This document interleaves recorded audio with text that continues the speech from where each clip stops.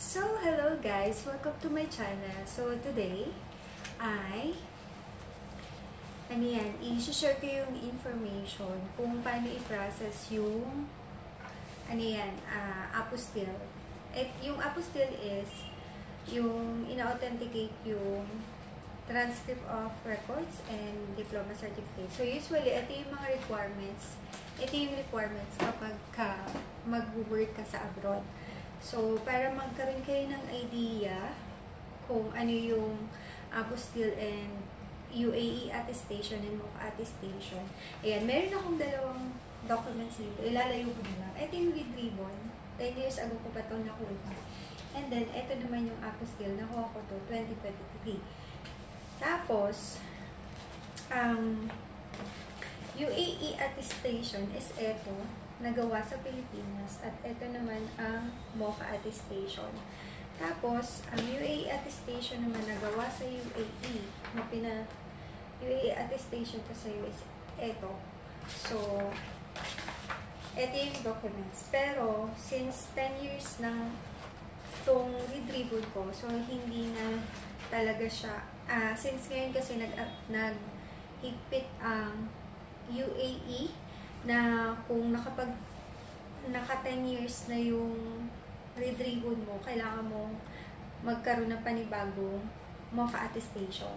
So, para makapaghanda, since hindi pa naman ako for renewal, pero kumuha na rin ako ng apostille last 2023. So, ang ginawa ko, pina-UAE attestation ko na siya. So, para malaman nyo kung paano ito ipinaprocess, merong dalawang options para process tong school documents, yung diploma and TOR. So, yung first option is yung school processing. I-request nyo to sa school nyo. Ang doon is less hassle, mas convenient, pero para itong process na to is para ito sa mga ayaw na mga abala sa paglalakad at willing magbayad ng extra para i-process yung papers na to sa school niyo mismo. Ang lang naman dito, ang disadvantage dito is, syempre, less hassle, mas mahal ang bayad kasi ang magpaprocess nito sa school niyo. So, ang number 2 option naman is yung do-it-yourself. So, sa do-it-yourself, by the way guys, ang option number 1 pala na ipapaprocess mo sa school mo, usually it takes 2 to 4 weeks, or yung iba naman 2 to 3 months, ganun katagal. So, ang option number 2 na do it yourself, ito is mas mabilis, mas mura, para ito sa mga nagmamadali, kapag gusto mo na kapag kailangan mo nang lumipad ng bansa or may nahanap ka na ng trabaho, so, kailangan dito ka sa do it yourself. So, mas makakatipid siya at mas matututo ka kung paano mag-process ng sarili mong documents. Kaya lang, syempre, kailangan mo nang maglaan ng time para asikasuhin to. Or, kung hindi naman ikaw, syempre mag-authorize ka ng tao na maglalakad nito. Step dun sa sa option number 1 is mag-photocopy ka ng transcript of record mo and diploma. Kahit isang copy lang, pero mas maganda magdala ka na lang ng 2 copy. Tapos magdala ka ng valid ID mo.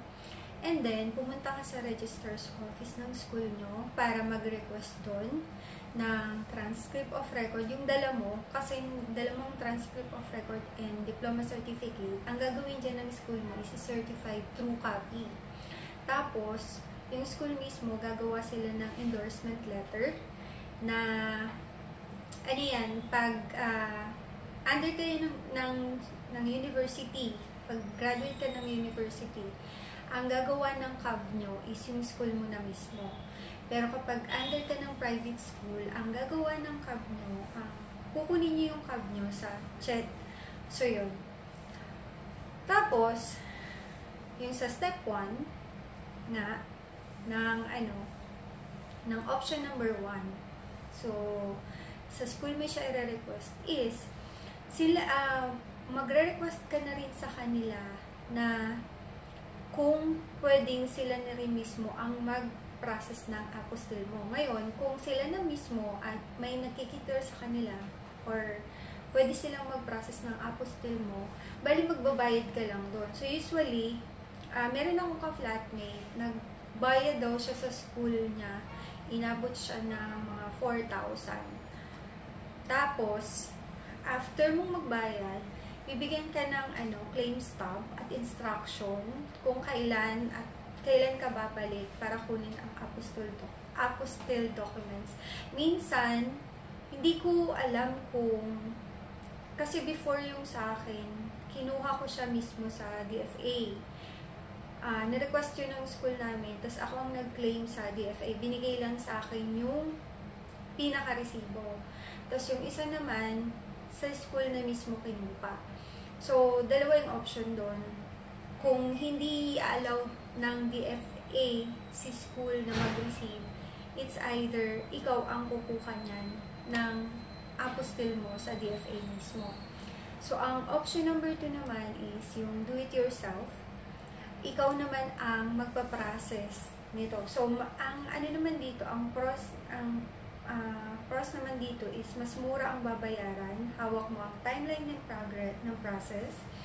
Ang cons naman dito is kailangan mo maglaan ng time para asikasuhin sa CHED and sa DFA. So, ang timeline naman dito usually, as per my experience, nasa 5 to 7 working days. Kasama na lahat mula sa pag-request sa school, pagkuha ng documents sa CHED, and then pagpunta sa DFA. So, ganun lang siya kabilis.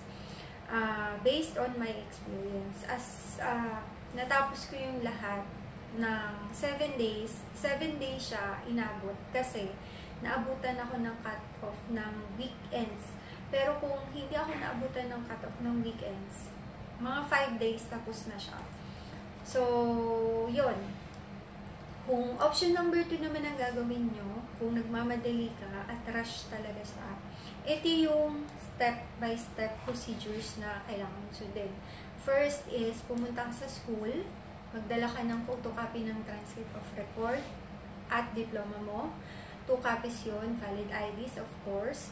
Kung hindi naman ikaw ang magpa-process nito, may representative ka, of course gagawa ka ng authorization letter. If you are inside the Philippines, normal authorization letter. But if you are outside the Philippines, consularized SPA ang dadalhin mo. So, pagpunta dun sa registrar's office, magre-request ka ng transcript of record at diploma na gagamitin for apostille purpose for use abroad. And then, para sa university, yun nga, nabanggit ko kanina na para sa university graduate, kapag graduate ka ng under ng university, ang mag-i-issue ng CAV mo is yung school mo mismo. So, hindi mo na kailangan dumaan sa CHED. Pagkatapos nito, pwede mo na ipa-apostille sa DFA. So, ang processing time, depende sa school kung kailan nila maibibigay sa'yo. Maybe, pwedeng same day nung request mo or after ilang working days or months. Depende yun sa school or sa university na pinag-graduatean mo. Sa private school naman, as per my experience, nag-request ako, 1 day lang siya. So, same day, pag-request ko, within siguro mga 1 hour lang, nakuha ko na kagad din. So, ang sa school kasi, pag private school ka, bali, ang gagawin sa'yo, bibigyan ka ng school ng endorsement letter na naka-sealed envelope. Huwag mong bubuksan to kasi kapag binuksan mo to, hindi na to i-honor sa check. So, dun sa letter na yun, ang nakasulat dun is ini-endorse, nakalagay dun kung kailan ka graduate, anong student number mo, tas nakalagay dun kung anong page ng yearbook ka, gano'n. Tapos, ang naka-attach doon sa endorsement letter na naka-sealed sa envelope is yung transcript of record mo na sinertified true copy nila, and then yung diploma na certified true copy nila. Kaya nagdadala ka ng photocopy. Kasi certified true copy nila yon. Tapos ipapasok nila sa ano yan, envelope, yung sa letter envelope, and then sisil nila yon, tapos istampa nila. So, hindi mo siya pwedeng buksan. Ang magbubukas lang yan is yung CHED. Ngayon, after nun, ang gagawin mo, usually, within, yung sa akin, 1 hour ko lang siya nakuha sa school. And then, since open pa naman yung office ng CHED, dinala ko na siya kaagad sa CHED. So, sa CHED is, may designated kasi kung saang under ng school, kung saang under ng CHED yung school nyo. So, ako, since sa STI Caloocan, under ng CHED ng Quezon City. So, papuntang UP. Doon ako nagpunta. And then, yung sa envelope na yon binigay ko sa CHED. Tapos, sinubmit ko yung endorsement letter mula sa school na nasa sealed envelope. Then, hindi ko yun binuksan. Tapos, inabot ko dun sa staff ng CHED. Tapos, siya ang nagbukas nito. Tapos, chinek niya. Tapos, after niya maka-check, sinabihan niya ako na magbayad sa counter sa second floor. And then, pagbayad ko, nagbayad ako doon ng mga nasa 80 pesos. 80 pesos lang siya. And then, yung sa school ko pala, yung endorsement letter, biniyaran ko sa school ko ng 350 pesos. So, sa CHED, after ko mabayaran yung, yung makabayad, inatid ko ulit yung receipt dun sa staff na nag-receive ng documents ko. Tapos binigyan niya ako ng staff, nakalagay sa staff kung ano yung instruction at kung kailan ako babalik. So, dun sa staff na makukuha nyo sa CHED, meron dong nakalagay na magdadala kayo ng long brown envelope pag mag-claim na. So, after waiting ng 3 to 4 days, ibibigay ng CHED ang CAF, transcript of record, na nasa loob ng sealed long brown envelope, and then wag na wag mo itong bubuksan. Si DFA lang ang dapat magbukas nito. So, kapag binuksan mo to, hindi na ito tatanggapin ng DFA at babalik ka sa simula ng proseso. So, magbaback to zero ka. Kaya wag na wag nyo bubuksan yan. And, lahat ng mga resibo nyo, dapat naka-attach palagi. Huwag nyong itatapon. Tapos, after nyo makuha yung long brown envelope, naka-sealed yun, dahil natatakan din nyo ng CHED. Ngayon, ang gagawin nyo, pupunta na kayo sa DFA para dun nyo na ipapa-apostel. So, kapag OFW kasi, sa DFA, pwede kang mag-walk-in. But if you are non-OFW, kailangan magpa-appointment online. Pero i-try nyo din kung i-allow kayo walk-in. And then, kung may appointment, online appointment naman kayo, hintayin ang confirmation bago pumunta sa DFA. So, pagka meron na kayong appointment or OFW kayo, tapos nandun na kayo sa DFA, ang gagawin nyo, yung long brown envelope na may cab mula sa CHED, na naka-sealed, bali, ang makukuha, ang nakalagay kasi doon sa loob, eto na, pero wala pa to, yung apostle.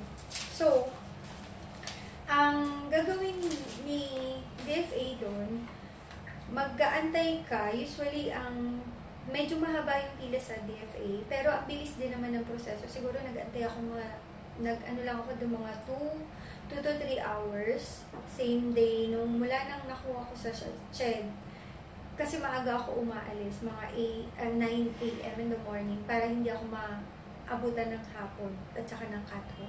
So, pag ako sa CHED, dinala ko kagad siya sa DFA. Tapos sa DFA, ang gagawin ni DFA, bubuksan niya yung brown envelope, tapos,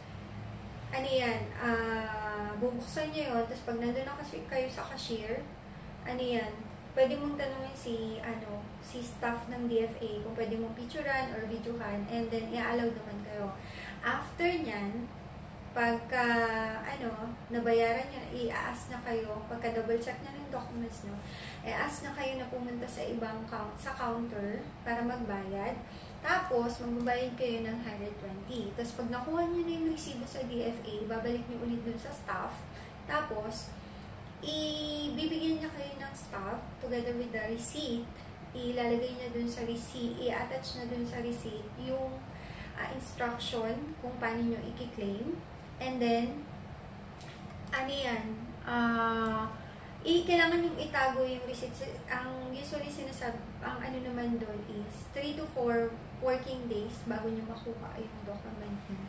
Tapos, tandaan po na wag nyong iwawala ang DFA receipt. Kasi, kapag nawala nyo po yan, magbaback to zero kayo. Kasi, hindi ka makakapagpa-attest sa UAE Embassy and MOFA. Hindi siya tatanggapin ng VFS or ng designated DHL na nagpapa-process ng UAE attestation. So, pag nawala mo yan, yung resibo, kahit nahawak mo na lahat ng documents mo mula sa apostille, kung naitapon mo yung DFA receipt, hindi na po yan tatanggapin sa sa VFS and DHL. So, ito siya. Ito yung pinaka-receipt ng DFA, ng pinaka-receipt. So, kailangan nyo pong itago yan. I-attach nyo po lahat ng resibo nyo dyan sa documents nyo para ma-honor pa rin po siya ng DHL or ng BFS kung saan kayo magpapa-UAE attestation. And then, next is, kapag nakuha nyo na itong apostille na to, itong apostille na to, ang next step na niyan ay ang UAE attestation na. So, meron kayong dalawang option kung gusto nyo makatipid. Ang option number 1 is, as per my experience, pwede nyo po yan ipagawa, ang UAE attestation, which is ito. Pwede nyo po yung pagawa. Ayan. Pwede po yan gawin sa Philippine Consulate dito sa UAE. So, ang babayaran nyo, ang dami kong no? Ang babayaran nyo sa Philippine Consulate ng Dubai is 100, and then ang processing time or claim ang releasing ng documents is every Friday lang ng 11 to 12 in the afternoon. Tapos, ang niyan is, mas mabilis yung process kasi dito naman, maraming slot. Kapag kunwari nagtingin ka sa slot ng Philippine Consulate na website, punta ka dun sa notaryo, tapos, makakakuha ka agad ng slot na para UAE attestation. So, ang second option mo naman is, pwede ka magpa-UAE attestation sa Pilipinas. Kinikater to ng, i-double check nyo na lang po sa VFS Global or designated DHL center. Pero hindi po lahat ng branches ng DHL is nag-accept ng ng UAE attestation. So, meron lang po silang designated branch. So, ang disadvantage naman kapag ginawa nyo to sa UAE, sa Pilipinas is napakamahal. Una, magbabayad kayo ng mga nasa 3,000 to 5,000. Hindi ko na po alam kung magkano. Pero last 10 years ago, ang binayaran ko mga nasa 4,000 pesos. And then, yung processing time niya is usually matatapos tong UAE attestation is mga 2 to 3 months. Depende kung may mga holiday pa kasi ang gagawin niya ng ng DHL, ipapadala dito sa UAE and then from UAE ibabalik sa Pilipinas at ibabalik sa'yo. So, ganun siya kamahal. And after ng UAE attestation na to, dito naman na siya sa MOFA attestation, which is yung MOFA attestation, itong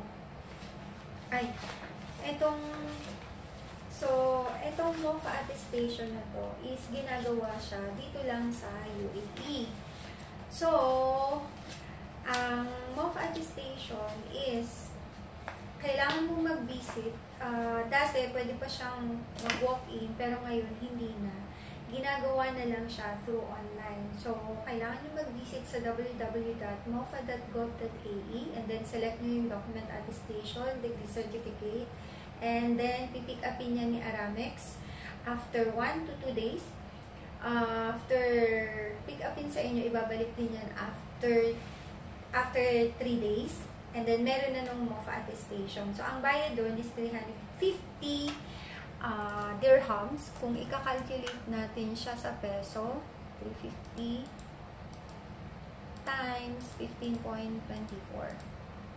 So, nagkakahalaga siya ng mga nasa 5,320.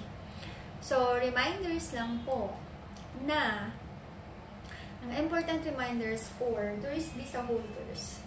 Kung tourist visa lang ang hawak mo papuntang UAE, iwasang dalhin. Hindi mo to pwedeng dalhin. Hindi mo to pwedeng dalhin physically yung degree certificate or school documents mo. Bakit? Kapag nakita ito ng immigration officer, maaaring isipin nila na naghahanap ka ng trabaho, which can be ground for offloading.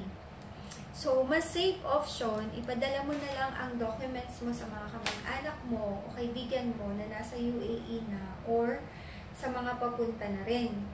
Kaya, ang mas maganda nito is, lakarin mo lang muna and then, yung relatives mo or yung mga kaibigan mo na pauwi ng Pilipinas, dun mo na lang sa kanila padala kung pupunta ka dito, magtuturis at maghanap ng work. So, ayan.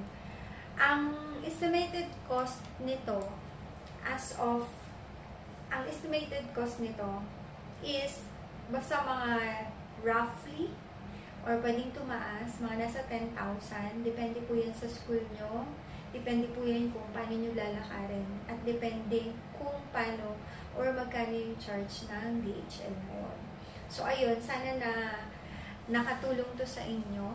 And ang importance pala nito is, ano yan, kasi kapag nakahanap kayo ng work dito sa UAE, ano siya, kakailanganin siya. Kasi ano yan, connected to kapag kinakancel ang visa nyo ng employer. So, kapag nasa managerial position kayo or ang hinahanap ng mga position is nasa managerial position, binibigyan kayo ng 90 days grace period para magstay sa UAE ng libre.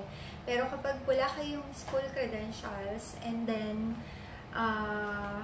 hindi managerial position or nasa mababang level position, wala naman bearing, kahit naman high school graduate kayo, kahit hindi na kayo mag-provide nito. Kasi usually yung mga job level position, meron job level position dito ng job level position 1 to 9.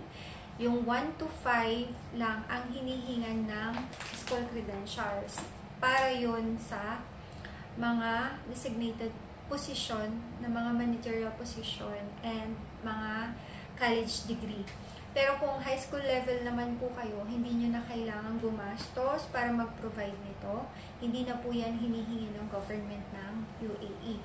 So, wag po kayong mawalan ng pag-asa kahit high school graduate kayo kasi makakahanap pa rin po kayo ng work dito. In fact, dito sa UAE, kahit high school graduate, nakakapagtrabaho sa mga offices as long as na magaling ka mag-computer, you have skills, and then matalino ka, magaling ka sa mga technology. Walang discrimination dito. Kaya iyon ang kagandahan dito sa UAE. So sana ituloy mo lang yung pangarap mo kung plan mo talagang pumunta ng UAE. And sana nakatulong tong vlog na to. God bless and bye! See you sa next vlog!